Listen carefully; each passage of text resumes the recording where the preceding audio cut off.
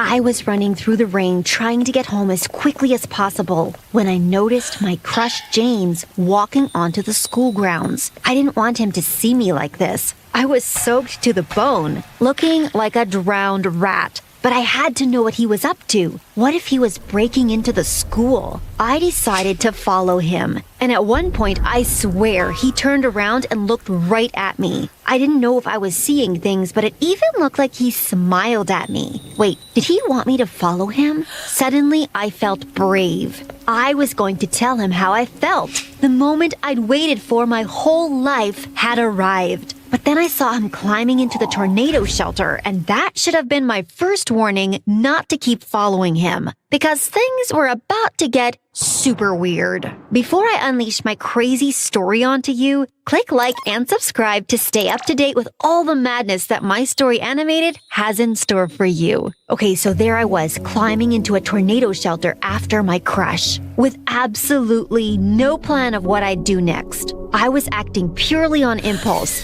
and it felt amazing. I felt sure he knew I'd climbed in after him, but I couldn't see anything, so I used the flashlight on my phone and realized he'd already gone down the stairs. The rain was really pouring now, so I closed the lid. The last thing I wanted was to flood the shelter. Not on a special night like tonight. I'd never been this close to James before, just the two of us alone. Except we weren't alone. As soon as I closed the lid, I heard a girl's voice. No! I started panicking and decided this had been a stupid idea. I pushed the lid to climb back out, but it wouldn't open. No matter how hard I pushed it, it didn't budge. Oh my gosh, I was stuck.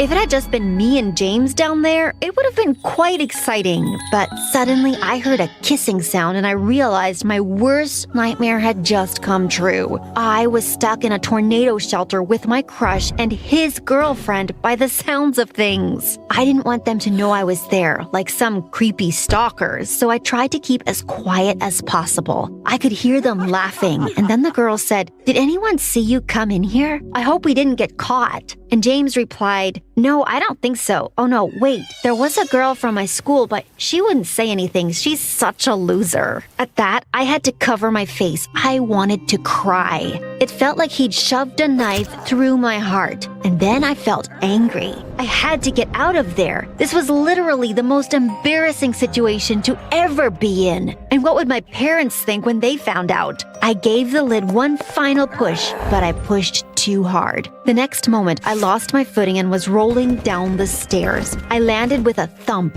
and blacked out for a second. When I opened my eyes, James and his girlfriend were standing over me. They didn't even ask me if I was okay. James just looked down at me and said, "Did you follow me here? What are you playing at?" Then he turned to his girlfriend and said, "Come on, babe, let's bounce." Then they just left me lying there and headed up the stairs. I was about to tell them that we were trapped down there, but they'd soon discover it for themselves. I could hear James bashing on the lid of the shelter, but obviously it wouldn't open. And then he shouted down to me and asked if I'd done this and if I thought it was funny. No, James, I did not find this funny. I wanted to shout up at him. Gosh, what would he say if he knew how much I wished I were his girlfriend and not that dumb blonde girl? Then he started shouting about how he had to get out ASAP because the next day was his big football game that was going to guarantee him a scholarship to a top college. He said he had to get it, otherwise he'd be stuck in this stupid town forever. Oh no. This was a disaster, and it was only just the beginning. I sat up and looked around with my flashlight on my phone and realized there was literally nothing down there except for some sandbags and an old scratchy blanket that looked like 1,000 bugs might be living in it. And then I realized I was shivering, like properly freezing cold. My phone was on 10%. Not that it mattered. There was absolutely no signal down there anyway. I didn't even have a bottle of water on me, and by the looks of things, James and his girlfriend had nothing either. Oh man. I held my breath as they came down the stairs. I was so scared of what they'd say to me. They were arguing, and James's girlfriend came right up to me and said, "This is all your fault. You've ruined everything." Truly, that felt like the most awkward moment of my entire life. James told her to try and calm down, and I learned her name was Amy. She must have gone to another school because I'd never seen her before. Neither of them had signal either, and soon they started screaming for help. I didn't want to tell them it was pointless. The rain was so loud, no one would hear us even if they were right above us. Eventually, I told them I was sorry, even though it wasn't my fault. I lied and told them I'd been trying to shelter from the rain because I'd forgotten my umbrella, but Amy didn't buy it.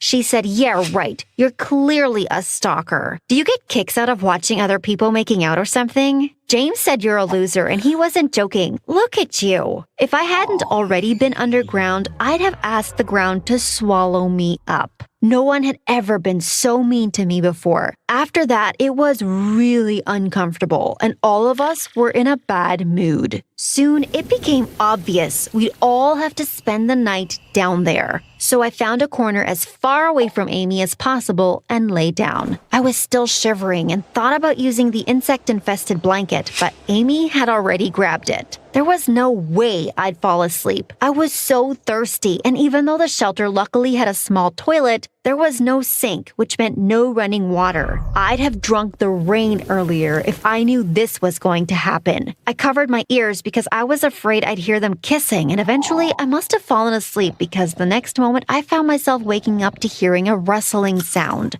I looked over at Amy, and even though I couldn't see anything, I knew she was eating something. I could hear her. I couldn't believe she had food with her and wasn't sharing it. Did James know? I should have said something, but I was too scared. I'd already caused enough trouble. Finally, morning came, and by then my phone was at 2%. Soon, I wouldn't even know what time it was. I was bursting for the toilet, so I went to use it, and of course, Amy shouted at me and said my peeing was too loud and had woken her up. Then I noticed there was a light switch outside the toilet. I clicked on it, not expecting it to work, and suddenly the whole shelter was flooded with light. Amy quickly pulled the blanket up and told me to look away. Oh my gosh, were they not wearing clothes? Then Amy just laughed and said everyone knows that body heat is the best way to survive in cold weather. Ew!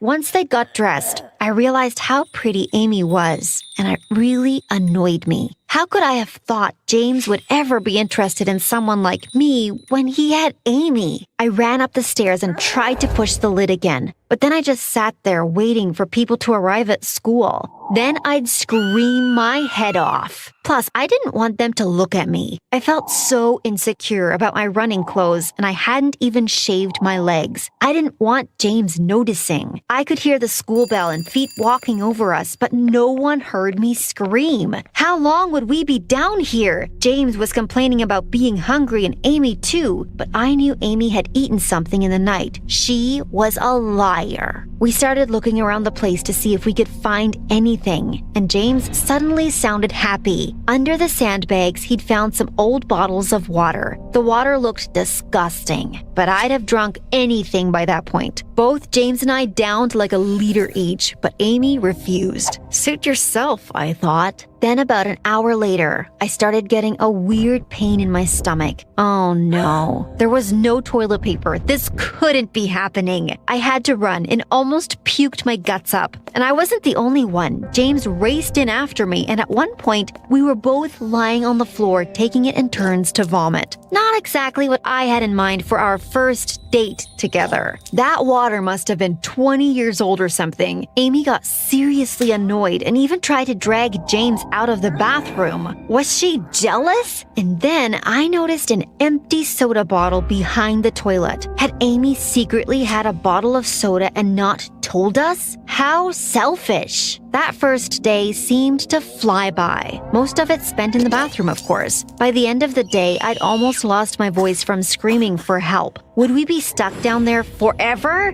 And then nighttime came, and James and Amy got into a huge fight. Secretly, it made me happy to see them argue. James deserved better. He was super upset that he'd missed his football game, but Amy just kept saying he could go to college with her and then they'd never be apart. And James got really angry and said he didn't want to go to her college. Then the whole room went silent. It was tense. I didn't know what to do, so I just stayed quiet and pretended to be asleep. A while later, I heard someone saying my name. I opened my eyes and could see James. He said he could hear my teeth chattering and that I should come and share their blanket. But if Amy woke up and saw me, she'd go mental. I didn't care about her though. James was actually being kind of nice to me for the first time in my life. I couldn't lose my chance. So I climbed under the blanket next to him. Our legs were almost touching. And of course, that woke Amy up. And when she saw me, I thought she was going to explode. James wanted to keep the peace, so he snuggled into her and left me lying there all alone. But I couldn't stop thinking about the moment we just shared. And during the night, I decided to try and get closer to him. I rolled over until I was almost